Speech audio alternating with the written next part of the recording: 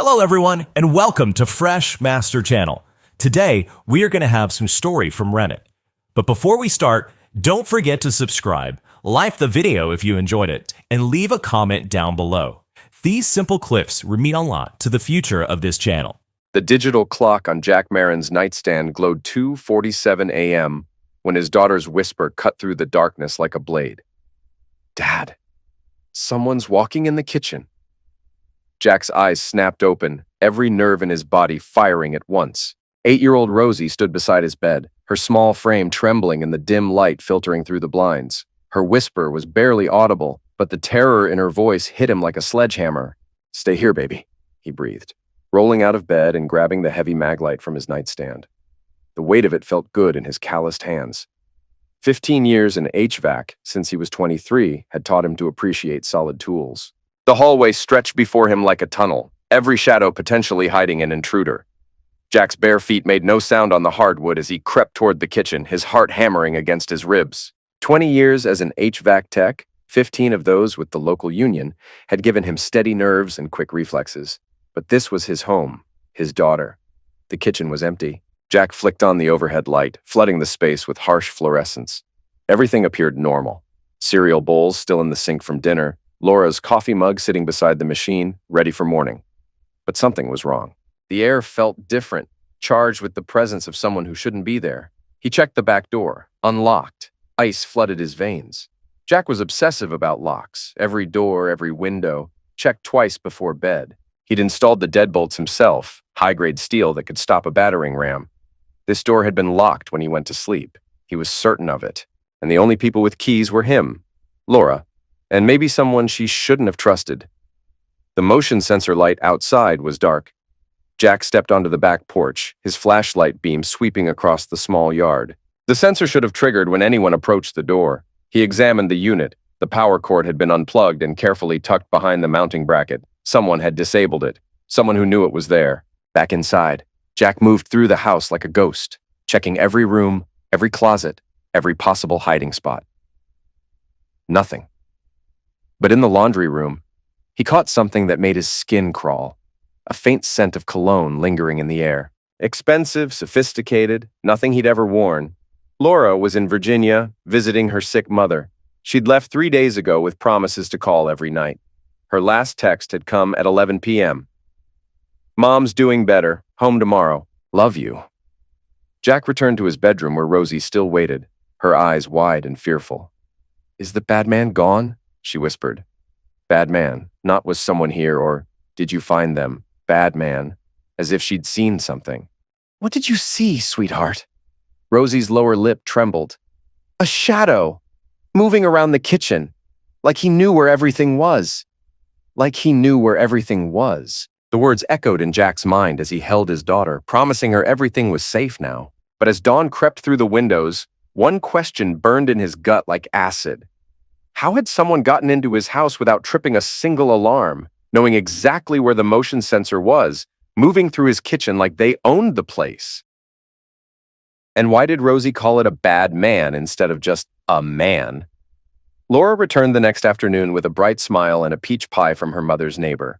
Her skin had a healthy glow, like she'd spent time in the sun. Strange for someone who'd been caring for a bedridden patient. "How's your mom doing?" Jack asked, watching her face carefully. "Much better. The pneumonia's clearing up." Laura's smile never wavered as she unpacked her overnight bag. "Did anything happen while I was gone?" Jack studied his wife's face, the woman he'd married 12 years ago, who'd given him the most beautiful daughter in the world. Her expression was perfectly composed, genuinely concerned. If she was lying, she was damn good at it. "Someone broke in night before last." Laura's hand stilled on her suitcase. "What? Jack, are you serious? Did you call the police?" "No sign of forced entry. Nothing stolen. But someone was in the house." "How do you know?" "Back door was unlocked. Motion sensor disabled." Laura frowned, setting down her clothes. "Honey, you've been working 60-hour weeks. When's the last time you had a real night's sleep?" The suggestion hit him like a slap. "I know what I saw. I'm not saying you didn't see something, but maybe you forgot to lock the door. The sensor could have malfunctioned. You said yourself it's been acting up." Had he said that? Jack couldn't remember. The sensor had been working fine as far as he knew. "Rosie saw someone in the kitchen." Laura's expression shifted, something flickering behind her eyes. Too quick to catch, but it was there. Rosie has an active imagination. Remember when she thought there was a monster in her closet for 2 months? Jack wanted to argue, but Laura was already moving past him, calling for their daughter. Rosie, come give Mommy a hug. Usually, Rosie would come running. This time she appeared in the doorway, but didn't move forward. She stood there, studying her mother with those sharp 8-year-old eyes that seemed to see too much. Hi, Mommy. Come here, baby. I missed you so much. Laura knelt with arms outstretched. Rosie walked forward slowly, accepting the hug but keeping it brief. When Laura tried to pull her closer, Rosie stepped back. How's Grandma? She's feeling much better. She sent you this. Laura produced a small snow globe from her purse, a cheap souvenir shop trinket with a plastic palm tree inside. Rosie took it but didn't seem excited. Grandma lives in Virginia. This has a palm tree. Laura laughed. The gift shop at the hospital had limited options, sweetie. But Jack caught the slight tightness around Laura's eyes, and he noticed something else. His wife's hands. Her nails were perfectly manicured, painted a soft pink. Fresh, professional. When had Laura found time for a manicure while caring for her sick mother? That night, after Rosie was asleep, Jack confronted Laura directly. I want to know what really happened while you were gone. Laura looked up from her book, genuinely puzzled. What do you mean? Your nails, fresh manicure, your tan, the gift shop palm tree. None of it adds up. She closed the book with a soft sigh. Jack, I understand you're stressed about the break-in. There was no break-in. Someone had a key. The words hung in the air between them like a loaded piece. Laura's face went very still. What are you saying? I'm saying someone who knows this house was here while you were gone. Someone who knew about the motion sensor. Someone who felt comfortable enough to walk around our kitchen at 3 a.m. Laura's expression hardened. If you're accusing me of something, just say it. Jack stared at his wife, really looked at her for the first time in months. When had she started wearing different perfume? When had she started going to bed after him instead of before? When had she started taking phone calls in the garage? I'm not accusing you of anything. I'm asking for the truth. The truth is that you're being paranoid. The truth is that you're scaring our daughter with this nonsense about intruders and conspiracies. Rosie is 8 years old. Laura's voice rose, then immediately dropped back to a whisper. She has nightmares, Jack. She sees shadows and thinks they're monsters. You're feeding into her fears instead of helping her deal with them. Jack felt the ground shifting beneath him. Was he being paranoid? Had the stress of work, the long hours, the constant pressure to make ends meet finally gotten to him? But as he watched Laura return to her book, one detail nagged at him like a splinter under the skin. When he'd mentioned the break-in, she'd asked if he'd called the police. Not if anyone was hurt. Not if anything was stolen. Not if he was okay. She'd asked if he'd called the police, like she was worried about what they might find. The decision to install hidden audio sensors came to Jack during a 3 a.m. service call to a 24-hour diner. He was replacing a faulty thermostat when it hit him.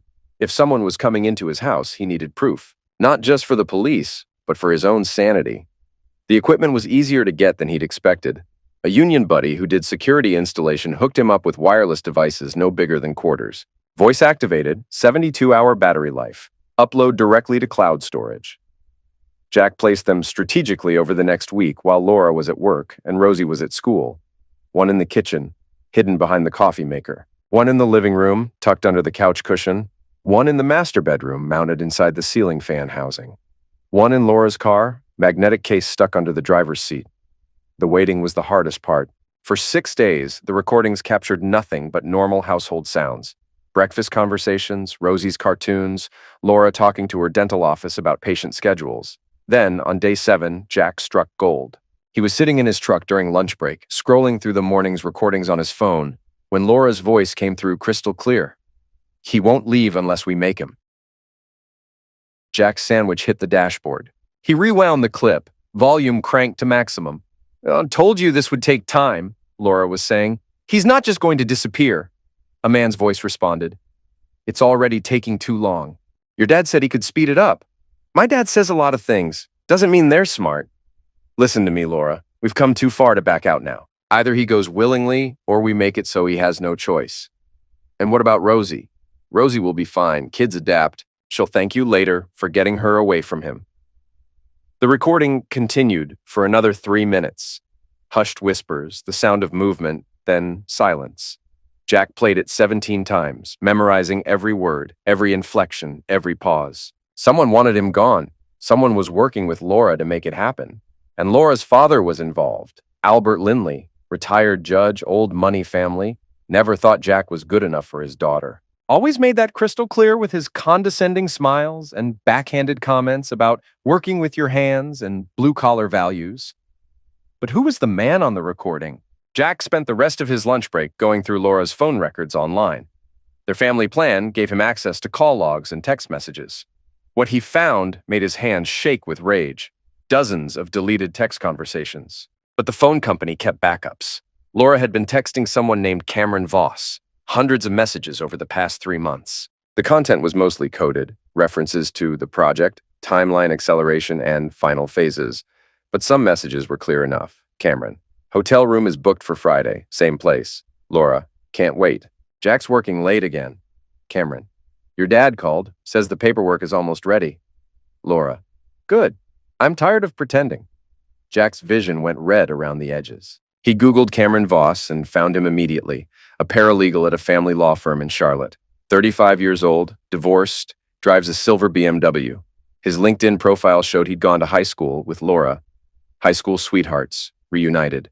The pieces were falling into place like dominoes.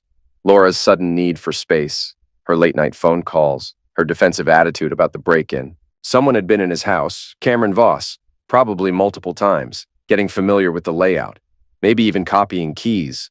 But what was this paperwork Albert was preparing? Jack didn't have to wait long to find out. That evening, Laura announced she was going grocery shopping and might stop by her friend Jessica's house afterward. She'd be back late. Don't wait up. Jack waited 20 minutes, then activated the tracking app on his phone. Laura's location showed her heading toward the Westin Hotel downtown, the same place Cameron had mentioned in his texts. Instead of following, Jack decided to search the house. If they were planning something, there might be evidence. Papers, documents, anything that would tell him what he was really up against. He started with Laura's home office, a converted spare bedroom where she paid bills and handled dental insurance claims. The desk drawers were locked, but Jack had installed the locks himself. He knew exactly where Laura hid the spare key. The first drawer contained normal household paperwork, mortgage statements, utility bills, Rosie's school records. The second drawer held office supplies and old tax returns. The third drawer contained a manila folder labeled Personal Documents. Inside, Jack found his own destruction, neatly organized and annotated. Divorce papers already filled out. Laura was seeking full custody of Rosie, sole ownership of the house, and monthly alimony of $2,800. The grounds for divorce were listed as irreconcilable differences due to respondent's emotional instability and potentially dangerous behavior.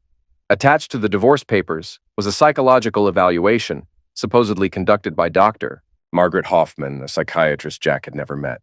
According to the report, Jack exhibited signs of paranoid delusion, obsessive-compulsive tendencies, and escalating aggressive behavior that poses a risk to family members. The evaluation was dated last week. Jack had never spoken to Dr. Hoffman. He'd never been psychologically evaluated by anyone. The report was completely fabricated.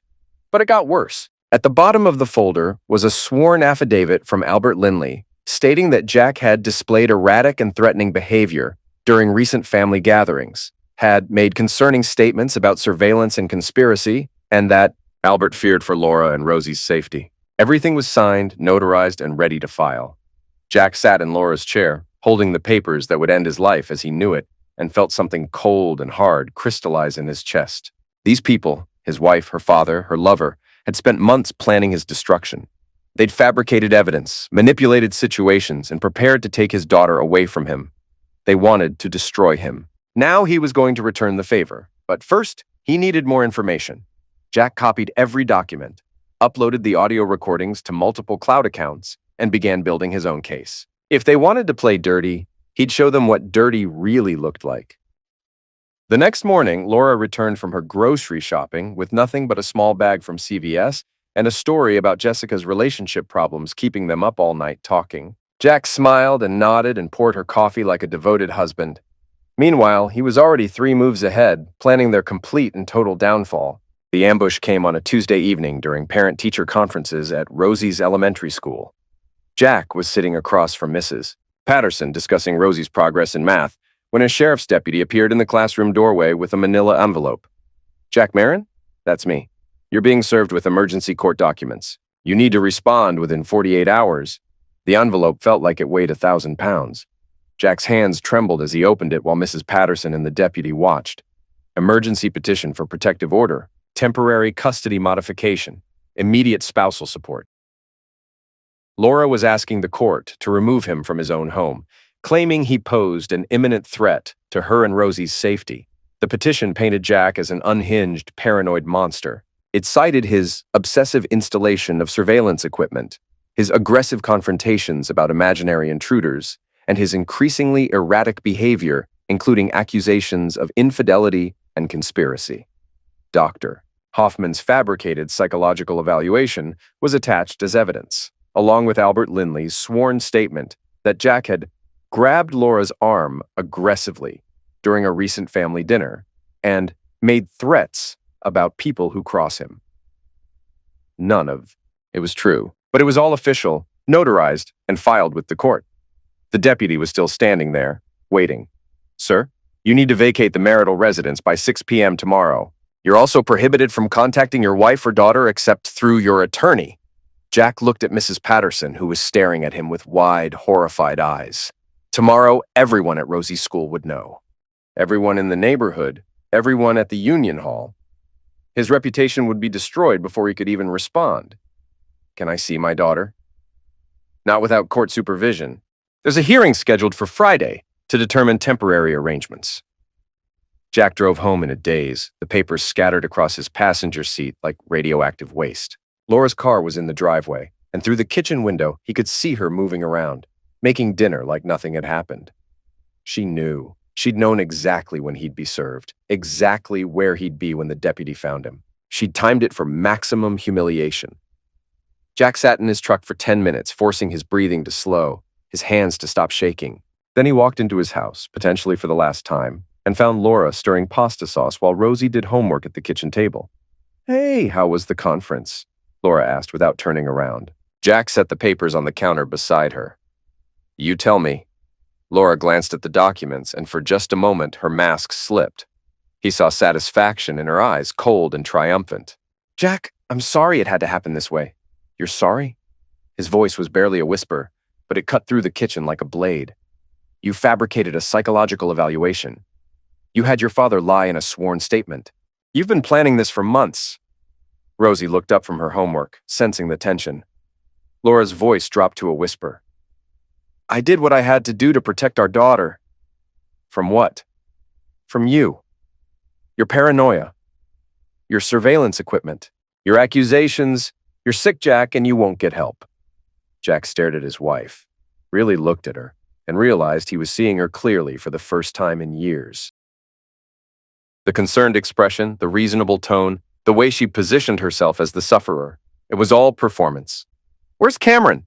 Laura's face went white. "I don't know what you're talking about." Jack pulled out his phone and played the audio recording. "He won't leave unless we make him." Laura's mask cracked completely. Raw panic flooded her features. "Daddy, what's happening?" Rosie's voice was small and scared. Jack knelt beside his daughter's chair. "Everything's going to be okay, sweetheart. But Daddy might have to stay somewhere else for a few days while some grown-up problems get sorted out." "Why?" "Because your mother is a lying, manipulative snake who's been planning to destroy our family for months," Jack thought. But he couldn't say that. Not to an 8-year-old. Sometimes adults disagree about important things, but no matter what happens, Daddy loves you more than anything in the world. Remember that, okay? Rosie nodded, tears starting to form. Laura stepped forward. "Jack, you don't have to make this harder than it needs to be if you just cooperate." "Cooperate?" Jack stood up slowly. "You want me to cooperate with my own destruction? I want you to get help. Real help. For your own good." Jack almost laughed. She was still performing, still playing the concerned wife even now. "The only thing I need help with is exposing you for what you really are." Laura's expression hardened. "You have until 6 p.m. tomorrow. I suggest you use that time to find a lawyer instead of making threats. Jack walked upstairs to pack a bag, his mind already working through possibilities. They thought they'd trapped him, backed him into a corner with no way out. They'd underestimated him completely. While he packed, Jack uploaded everything to multiple secure cloud accounts. The audio recordings, the fake psychiatric evaluation, Cameron's text messages, photos of the forged documents. He also sent copies to 3 different lawyers, his union representative, and a journalist friend who specialized in judicial corruption. If Laura and her father wanted to play hardball, Jack would show them what hardball really looked like. But first, he needed to know exactly what he was up against. That night, Jack checked into a motel and began planning his counterattack. He hired a private investigator named Rita Vasquez, a former cop who specialized in family law cases. Her instructions were simple. Find out everything about Cameron Voss, document any relationship between him and Laura, and dig deep into Albert Linley's recent judicial decisions. "How deep do you want me to go?" Rita asked over the phone. "As deep as it takes. These people think they can destroy me and take my daughter. I want ammunition to bury them all." Rita's laugh was sharp and carnivory. "I like you already. Give me a week." Jack hung up and stared at the stained ceiling of his motel room. Somewhere across town, Cameron Voss was probably celebrating with Laura, thinking they'd won. They had no idea the war was just beginning. Rita Vasquez delivered her report on a Friday morning while Jack sat in his lawyer's office, preparing for the custody hearing. The manila envelope was thick with photographs, bank records, and surveillance footage that would change everything. "Your wife's been busy," Rita said, spreading photos across the conference table. "Cameron Voss has been entering your house at least twice a week for the past 3 months. Always when you're at work, always when your daughter's at school. Sometimes he stays for 20 minutes, sometimes 3 hours. The photos were damning. Cameron's silver BMW in Jack's driveway, Cameron entering through the back door, Cameron leaving with overnight bags. Timestamps showed he'd been there the morning after Laura returned from her supposed Virginia trip. "How'd you get these?" "Neighbor across the street has a security camera pointed at the street. Old lady named Mrs. Chen. She's been documenting everything because she thought you were being robbed repeatedly. She was planning to call you but wasn't sure how to bring it up." Jack's lawyer, Tom Rodriguez, whistled low. "This is gold. But there's more, isn't there?" Rita nodded grimly. "The psychiatric evaluation. Dr. Margaret Hoffman exists, but she hasn't practiced in 5 years due to a malpractice lawsuit. Someone's using her license number and credentials to forge documents." "Someone?" "Albert Linley has connections everywhere. The evaluation was actually written by his golf buddy, Dr. Richard Steinberg. I have phone records showing multiple calls between Steinberg and Linley in the weeks before the evaluation was dated." Tom leaned forward. "That's fraud. Federal fraud. It gets better. Cameron Voss has been feeding information to Laura about family court procedures, helping her craft the perfect sufferer narrative. He's also been researching Jack's finances, union benefits, and property values. They've been planning this financial devastation down to the penny." Jack felt something dark and satisfying settle in his chest. "What else?" Rita pulled out a thick stack of bank statements. "Laura opened a separate account 3 months ago. She's been siphoning money from your joint accounts, small amounts to avoid detection. Cameron's been making regular deposits to the same account." "How much?" $47,000. The room went silent. That was nearly everything Jack had saved over 15 years of marriage. Tom shook his head. "Financial fraud, identity theft, conspiracy to commit perjury. These people are looking at serious jail time." "What about Albert Linley?" Rita's smile was sharp as a razor. "Retired Judge Linley has been using his connections to fast-track court filings, manipulate hearing schedules, and pressure other judges to rule in his daughter's favor. I have emails between him and 3 different court clerks discussing expediting family matters and ensuring proper outcomes." "That's judicial corruption. Multiple felonies," Tom confirmed. "This goes way beyond a messy divorce. This is organized criminal conspiracy." Jack stared at the evidence spread across the table. Photos, documents, recordings, bank statements. Everything he needed to destroy the people who'd tried to destroy him. "What's our next move?" Tom gathered the papers into neat stacks. "We go nuclear. I'm filing counter motions this afternoon. Fraud charges, conspiracy allegations, and a demand for emergency sanctions. But first, we need to get this evidence to the state attorney's office." "What about the custody hearing?" "With this evidence, Laura won't just lose the custody petition. She'll be lucky to get supervised visitation. Rita stood up, shouldering her camera bag. There's one more thing, Jack. Cameron Voss has been researching you personally. Background checks, employment records, union membership files. He's also been asking questions about your daily routines, your service calls, and your truck's GPS tracking. Jack's blood went cold. He's been tracking me? Looks like it. And not just passively. I think he's been planning to confront you directly. As if summoned by her words, Jack's phone buzzed with a text from an unknown number. Meet me at 1247 Industrial Boulevard tonight at 8 p.m. Time to settle this like men. Come alone. The address was an abandoned warehouse in the industrial district, the kind of place where bad things happen to people who disappeared. Tom grabbed Jack's arm. Don't even think about it. That's exactly what they want.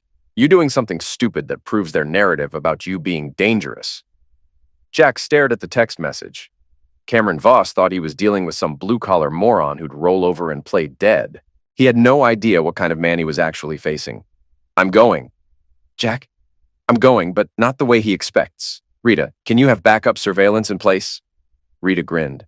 2 teams, multiple angles, and enough recording equipment to capture every word. If this guy wants to incriminate himself, let's give him the platform. That evening, Jack drove to the abandoned warehouse with recording equipment taped to his chest and Rita's surveillance team positioned around the building. His phone was set to live stream everything to multiple cloud accounts. Cameron Voss was waiting in the shadows between 2 rusted shipping containers, wearing expensive jeans and a polo shirt that probably cost more than Jack made in a day. You came. Good. Jack kept his distance, hands visible. Let's talk. Cameron stepped into the light. He was smaller than Jack had expected. Maybe 5'10", soft around the middle, with the kind of pale complexion that came from spending life indoors. This was the man who thought he could steal Jack's wife and daughter? Laura deserves better than you, Cameron said without preamble. She always has. You've been holding her back for years. Is that what she tells you? She doesn't have to tell me anything. I can see it. A woman like Laura, trapped with some union thug who can't provide the life she deserves. Jack took a step forward. The life she deserves. Like what? Hotel rooms paid for with money stolen from my accounts? Cameron's confidence flickered. I don't know what you're talking about. $47,000, Cameron, that's what you and Laura have been skimming from our joint accounts. That's federal theft. Prove it. Jack smiled coldly. Already did. Bank records, deposit slips, surveillance footage of you entering my house. The FBI is going to love this case. Cameron's face went white. You're bluffing. Am I? How about the forged psychiatric evaluation? Or your buddy Judge Lindley manipulating court schedules? Or the fact that you've been stalking me for months, documenting my movements, planning this whole setup? Cameron took a step back, panic replacing arrogance. Laura said you were paranoid, but she was wrong. You're actually dangerous. I'm dangerous? Jack laughed. You broke into my house repeatedly. You conspired to steal my money. You helped fabricate evidence to take my daughter away. And you think I'm dangerous? I never touched your daughter. But you would have. Once you destroyed me, once you'd taken everything I had, you'd have played daddy to my little girl, made her call you father. Something ugly flickered across Cameron's face. Maybe that wouldn't be such a bad thing. At least she'd have a real role model instead of some broken-down working stiff who fixes air conditioners for a living. That was it. The last straw. Jack covered the distance between them in 3 quick steps. Cameron tried to back away, stumbling over loose gravel, but Jack's calloused hand shot out and grabbed him by the expensive fabric of his polo shirt. With the strength built from 15 years of hauling HVAC equipment, Jack slammed Cameron against the shipping container. The impact echoed through the abandoned warehouse district like thunder. You want to see broken down? Jack's voice dropped to a growl that seemed to come from somewhere deep in his chest. Let me show you what broken down really looks like. Cameron's eyes went wide with panic. He swung wildly, his soft office worker's fist connecting with Jack's shoulder, a pathetic, glancing blow that barely registered. Jack's response was immediate and devastating. His right cross caught Cameron square in the jaw, the impact snapping the smaller man's head back with a wet crack. Cameron's lips split like a ripe fruit, crimson spray painting the rusted metal behind him. Stop, you're insane, Cameron's voice cracked, high-pitched with terror. Insane? Jack grabbed Cameron by the throat, lifting him onto his toes. You broke into my house. You planned to steal my daughter. You fabricated evidence to destroy my life. And you think I'm insane? Cameron clawed at Jack's iron grip, gasping for air. Jack held him there for 5 seconds that felt like eternity, then released him. Cameron doubled over, coughing and gagging. I never touched her. Cameron wheezed. Jack's knee came up like a piston, connecting with Cameron's solar plexus. The air exploded from Cameron's lungs as he folded in half, retching and gasping. Jack grabbed a handful of his carefully styled hair and jerked his head up. But you would have, wouldn't you? Once you'd finished destroying me, you'd have played daddy to my little girl. Made her call you father while you counted the money you stole from her college fund? Something ugly and carnivory flickered across Cameron's battered features. Maybe that wouldn't be such a bad thing. At least she'd have a real role model instead of some broken-down blue-collar loser who crawls around in attics for a living. The words hit Jack like gasoline on fire. Every muscle in his body coiled like a spring. This pampered parasite thought he was better than Jack? This lying thief who'd never done an honest day's work in his life? Jack released Cameron's hair and stepped back. Cameron, thinking the worst was over, tried to straighten up. That's when Jack's fist connected with his stomach, a devastating uppercut that lifted Cameron's feet off the ground. Cameron collapsed, writhing on the oil-stained asphalt, his expensive clothes torn and filthy. You want to talk about role models? Jack snarled. Let me tell you about role models, you pathetic piece of garbage. Cameron tried to crawl away, but Jack flipped him onto his back. Cameron lay there, face smeared red, staring up at Jack with the absolute terror of a man who'd finally realized he was completely outmatched. A real man doesn't sneak around in other people's houses, Jack said, his voice deadly calm now. A real man doesn't steal from children. A real man doesn't fabricate lies to destroy families. Cameron fumbled for his phone with shaking hands, probably trying to call for help. Jack's boot came down on the device, crushing it against the concrete with a satisfying crunch of plastic and glass. No cavalry coming, Cameron. Just like there was no cavalry coming for me when you and Laura finished your little scheme. Jack reached down and hauled Cameron to his feet by his shirt collar. The fabric tore as Jack slammed him against the container again, harder this time. Cameron's head bounced off the metal with a hollow clang. Here's what's going to happen, Jack said, his face inches from Cameron's. You're going to tell the prosecutor everything, every detail of your conspiracy with Laura and Albert Linley. Every dollar you helped steal. Every lie you helped fabricate. I can't. Cameron's voice was barely a whisper. Laura will. Jack stepped forward with clenched fists, shoving Cameron back hard enough to knock the wind out of him. Laura is going to prison, Jack said with absolute certainty. The only question is whether you spend the next 20 years as her cellmate or as a cooperating witness in protective custody. Cameron was sobbing now, tears mixing with the crimson running down his face. Okay, I'll tell them whatever you want to hear. Not what I want to hear. The truth. Jack released his grip, letting Cameron slide down the container wall like a broken puppet. Cameron sat in the dirt, holding his ribs, looking up at Jack with the expression of a beaten dog. The whole thing, it was Laura's idea from the start, Cameron gasped. She said you were holding her back, dragging her down to your level. She wanted out, but she wanted to take everything with her. Keep talking. Her father, Judge Linley, he connected us with Dr. Steinberg. They go way back. Golf buddies, lodge brothers, the whole old boys network. Steinberg owed Albert some favors from when Albert helped him beat that malpractice suit 5 years ago. Jack felt pieces clicking into place. So Albert called in his marker. Yeah, Steinberg wrote the evaluation without ever meeting you. Just based on notes Laura provided about your concerning behavior, the surveillance equipment, the questions about intruders, all of it. And the money? Cameron wiped crimson from his mouth with the back of his hand. Laura's been skimming for months. Small amounts, like you said. Nothing big enough to trigger bank alerts. She opened the separate account in February, been building a war chest ever since. How much total? $63,000. Jack's vision went red around the edges. $63,000. More than he'd admitted even to himself.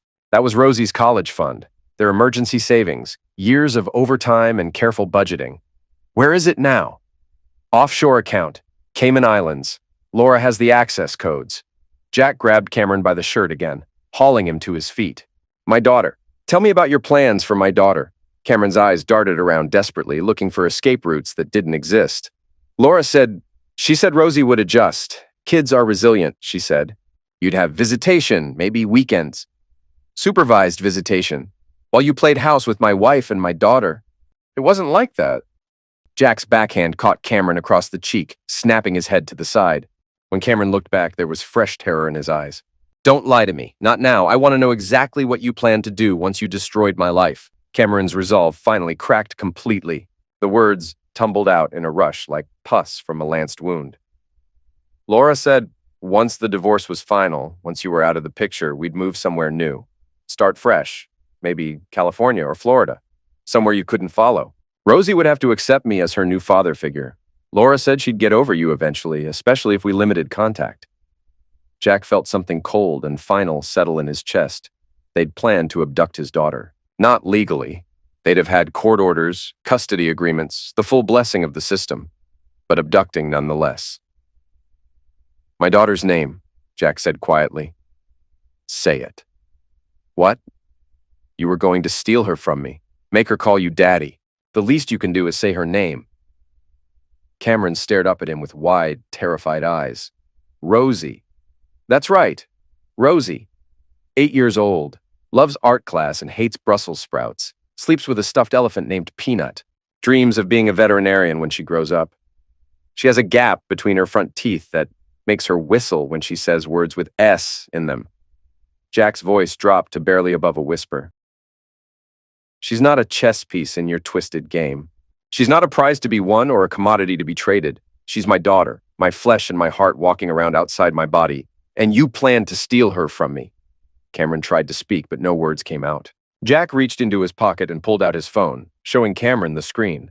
A recording app was running, red numbers showing they'd been recording for 47 minutes.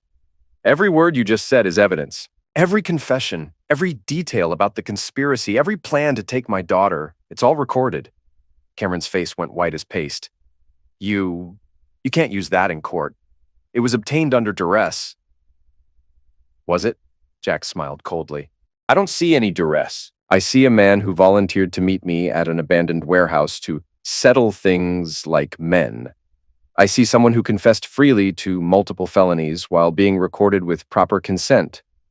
Jack held up a small device. A voice recorder Rita had given him, clearly visible and properly disclosed at the beginning of their confrontation. You've been Mirandized by your own stupidity, Cameron. Cameron tried to stand, but his legs wouldn't support him. He sat in the dirt, staring at Jack with the expression of a man watching his entire life collapse in real time. Jack pocketed the recording device and turned to walk away. Then he stopped and looked back. One more thing, Cameron. If you ever, and I mean ever, come near my daughter again, what happened here tonight will seem like a gentle massage compared to what I'll do to you. Jack walked into the darkness, leaving Cameron broken and bruised among the shipping containers. Tomorrow, the recording would be turned over to the state attorney's office. Cameron would face a prosecutor with a career-making case. Laura would be arrested. Albert Linley would spend his golden years in federal prison. But tonight, Jack had done something more important than gathering evidence. He'd sent a message that some lines should never be crossed, and he'd reminded himself exactly what he was fighting for. Jack turned and walked away, leaving Cameron bleeding and broken between the shipping containers. Tomorrow, the surveillance footage would be turned over to the state attorney's office. Cameron would tell his story to a prosecutor, Laura would be arrested, and Albert Linley would face federal corruption charges. But tonight, Jack had done something more important than gathering evidence. He'd reminded himself exactly what he was fighting for. The courtroom was packed to capacity when Judge Patricia Wells called the emergency hearing to order. Word had leaked about the conspiracy charges overnight, and local media filled the gallery like vultures sensing carrion. Television news crews lined the hallway outside, their cameras trained on every entrance. The Charlotte Observer had already run a front-page story titled, "Judicial Corruption Scandal Rocks Family Court," and social media was buzzing with hashtags like #JudgeGate and #FamilyCourtFraud. Jack sat ramrod straight beside Tom Rodriguez at the plaintiff's table, wearing his best suit, the navy blue one he'd bought for his wedding 12 years ago. His hands were folded calmly in his lap, but inside his heart was hammering like a pneumatic drill. This was it. Everything he'd worked for, every piece of evidence he'd gathered, every sleepless night in that motel room, it all came down to the next 2 hours. Across the aisle, Laura huddled with her court-appointed attorney at the defense table. Her usual polished appearance had cracked like old paint. Her hair hung limp and unwashed, her designer clothes replaced by a wrinkled pantsuit from a discount store. Dark circles shadowed her eyes, and her hands trembled as she shuffled through papers she wasn't really reading. She looked like a woman who'd finally realized the walls were closing in.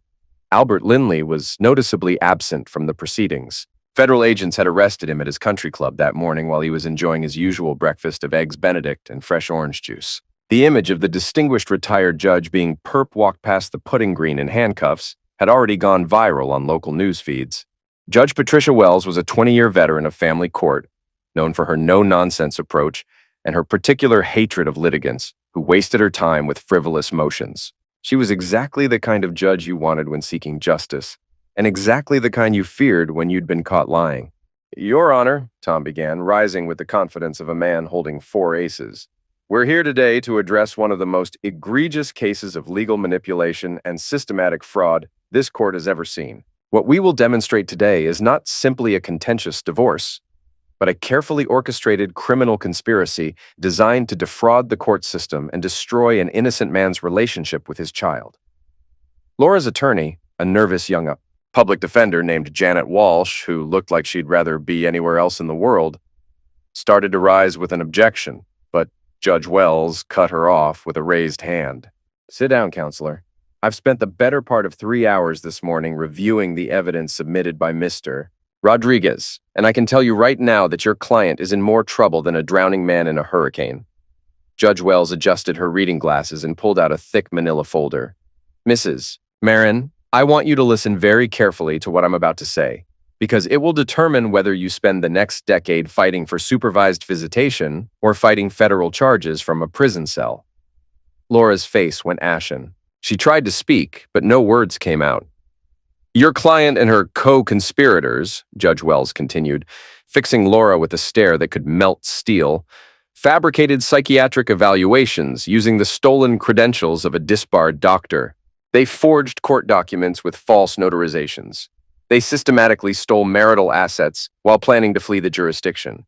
And they attempted to manipulate these very proceedings through fraud, intimidation, and the corruption of judicial officers." Tom stood and activated his laptop, connecting it to the courtroom's audio system. "Your Honor, with the court's permission, I'd like to present evidence that demonstrates the scope and premeditation of this conspiracy." "Proceed, counselor." The first recording filled the courtroom with crystal clarity, Laura's voice unmistakable and damning. "He won't leave unless we make him." Cameron's response followed, equally clear. "It's already taking too long. Your dad said he could speed it up." The silence that followed was electric. Every reporter in the gallery leaned forward, pens poised over notepads. Camera operators in the hallway pressed against the windows, trying to capture every moment of Laura's visible collapse. Tom let the recording play for its full 3 minutes. Every whispered conspiracy, every casual reference to destroying Jack's life, every callous discussion of separating him from his daughter. When it finally ended, the courtroom remained dead silent. Judge Wells removed her glasses and cleaned them slowly, a gesture Jack recognized as barely controlled fury. "Mrs. Marin, that was your voice on the recording, correct?" Laura's attorney leaned over and whispered urgently in her ear, but Laura shook her head. "Yes, Your Honor, that was my voice." "And the male voice belonged to Cameron Voss, the paralegal with whom you've been conducting an extramarital affair?" "Yes, Your Honor." "And when you said, 'He won't leave unless we make him,' you were referring to your husband?" "The petitioner in this case?" Laura's voice was barely a whisper. "Yes, Your Honor." Judge Wells nodded grimly. "Mr. Rodriguez, please continue." Tom activated a second recording, Cameron's warehouse confession, professionally cleaned and enhanced by the FBI's audio laboratory. Cameron's voice filled the courtroom, confessing to financial fraud, document forgery, and conspiracy to commit perjury. The whole thing was Laura's idea from the start. She said Jack was holding her back, dragging her down to his level. Her father, Judge Linley. He connected us with Dr. Steinberg. Steinberg wrote the evaluation without ever meeting Jack. Several gasps came from the gallery. Tom let the recording play on, Cameron's voice detailing the offshore accounts, the systematic theft of marital assets, and the plan to relocate with Rosie to prevent Jack from maintaining contact. When the recording ended, Judge Wells looked like she wanted to throw something. "Mrs. Marin, I've presided over family court for 2 decades. I've seen custody battles turn ugly, parents lie about each other, and attorneys push ethical boundaries. But this This is unprecedented. She stood up, her black robe making her look like an avenging angel. You didn't just lie to this court. You orchestrated a systematic fraud designed to weaponize the legal system against your own husband. You fabricated evidence. You stole money. You corrupted judicial proceedings. And you planned to abduct your own daughter. Your Honor, I never intended, Laura began. Intended what? To get caught? Judge Wells' voice rose. Mrs. Marin, intention is irrelevant when the evidence shows months of premeditation. You opened secret bank accounts, you hired accomplices, you researched jurisdictional flight strategies. This wasn't a moment of poor judgment. This was a criminal enterprise. Tom stood again. Your Honor, I have additional evidence I'd like to present. Financial records showing the full scope of the theft, surveillance footage of Cameron Voss repeatedly entering the marital residence, and documentation of Judge Lindley's attempts to manipulate court schedules. For the next hour, Tom methodically destroyed every aspect of Laura's case. Bank records showed she'd stolen $63,000 over 6 months. Surveillance footage from Mrs. Chen's security camera showed Cameron entering Jack's house 17 times, sometimes staying for hours while Rosie slept upstairs. Phone records proved that Albert Lindley had contacted court clerks, pressuring them to expedite Laura's fraudulent filings. By the time Tom finished his presentation, Laura was sobbing openly. Her attorney sat beside her in stunned silence, occasionally scribbling notes but clearly out of her depth. Judge Wells called a 15-minute recess, during which Jack watched Laura's complete breakdown. She sat in the defendant's chair, shoulders heaving with sobs, while reporters outside the courtroom filed breathless updates about the family court fraud of the century. When court reconvened, Judge Wells wasted no time. Mrs. Marin, I'm dismissing all your petitions with prejudice. Every single motion you've filed in this case was based on fabricated evidence and fraudulent documentation. Emergency custody is awarded to Mr. Marin, effective immediately. Laura's legs gave out completely. She collapsed into her chair like a marionette whose strings had been cut. Furthermore, Judge Wells continued, her voice carrying the weight of absolute authority, you are prohibited from removing the minor child from the state pending resolution of federal criminal charges. You will surrender your passport to the court clerk before leaving this building. She turned to Tom. Mr. Rodriguez, I'm awarding your client immediate possession of the marital residence, all marital assets, and full legal and physical custody of the minor child, Mrs. Marin's visitation rights are suspended pending psychiatric evaluation and completion of court-ordered counseling. Tom nodded. Thank you, Your Honor. Don't thank me yet. I'm also referring this entire matter to the State Bar Association for investigation of any attorneys who assisted in preparing fraudulent documents. The North Carolina Board of Dental Examiners will be notified of Mrs. Marin's criminal conviction for licensing review, and I'm forwarding all evidence to the FBI's Public Corruption Unit for additional investigation. Judge Wells removed her glasses again, fixing Laura with a stare that could freeze flames. Mrs. Marin, in 30 years of legal practice, I have never seen such a brazen attempt to manipulate the court system. You have committed crimes that strike at the very heart of judicial integrity. You have stolen from your own family. You have lied under oath, and you have attempted to weaponize this court against an innocent father. Laura tried to speak, but Judge Wells held up a hand. I'm not finished. The damage you've caused extends far beyond your immediate family. Every legitimate sufferer of domestic misuse will now face additional scrutiny because of your false allegations.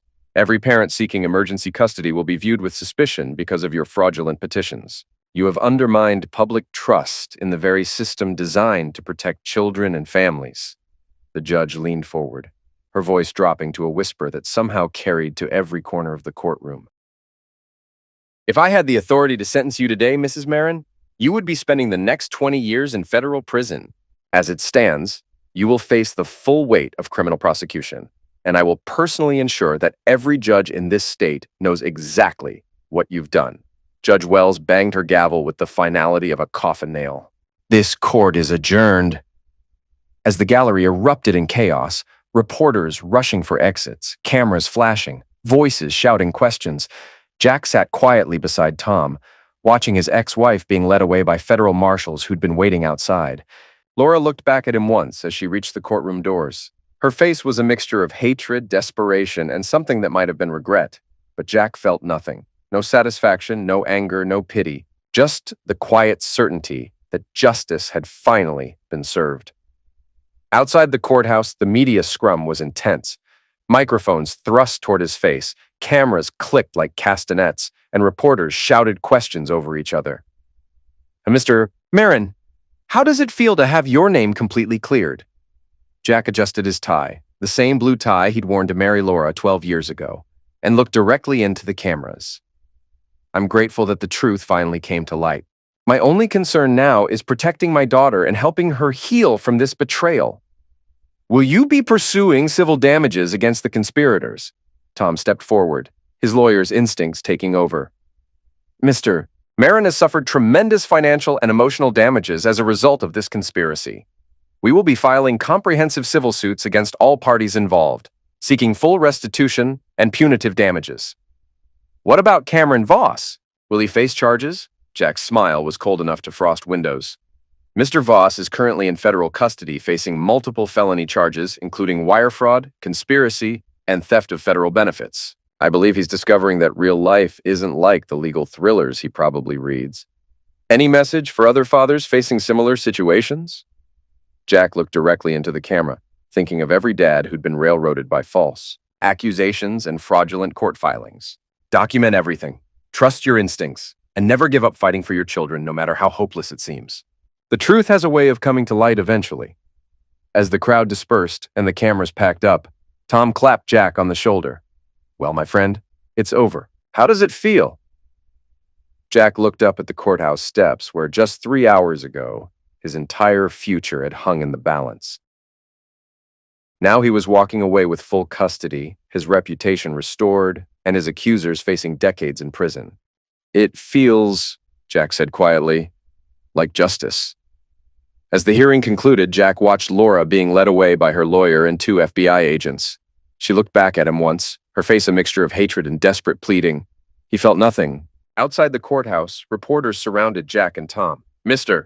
Marin, how does it feel to have your name cleared? I'm just glad my daughter will grow up knowing the truth. Will you pursue civil damages against the conspirators? Tom answered for him. Mr.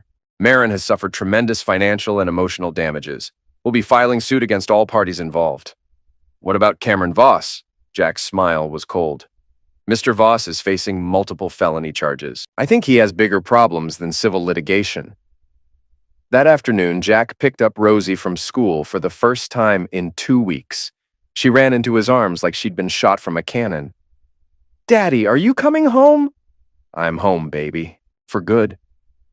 What about Mommy? Jack knelt down to Rosie's eye level. Mommy made some very bad choices. She's going to have to face the consequences, but you and I are going to be just fine. Will I still see her? Maybe sometimes, but she won't be living with us anymore.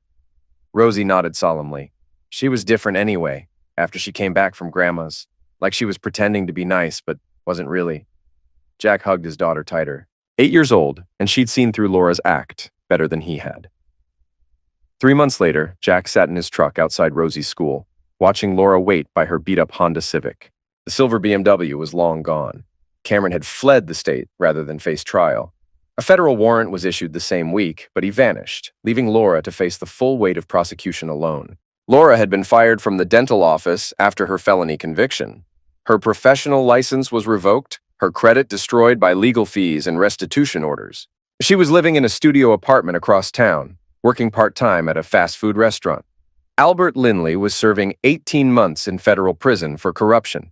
His reputation was ruined, his pension gone, his connections worthless. Jack's civil lawsuit had awarded him $200,000 in damages, money he'd never see, but the judgment looked good in his legal file. Rosie emerged from the school building and spotted Laura immediately. Jack watched his daughter's face, looking for any sign that she wanted to go talk to her mother. Instead, Rosie walked straight to Jack's truck and climbed into the passenger seat. Is Mommy still waiting for me to come talk to her? Yeah, she is. Do I have to? Jack looked across the parking lot at his ex-wife. Laura was staring at them with desperate hope, like she thought today might be different. What do you think, sweetheart? Rosie considered the question seriously. I think she should tell the truth first, about everything she did, and say she's sorry, really sorry. Jack started the truck. That's very wise. Has she done that yet? No, baby, she hasn't. Then I don't want to talk to her. As they drove away, Jack glanced in his rearview mirror.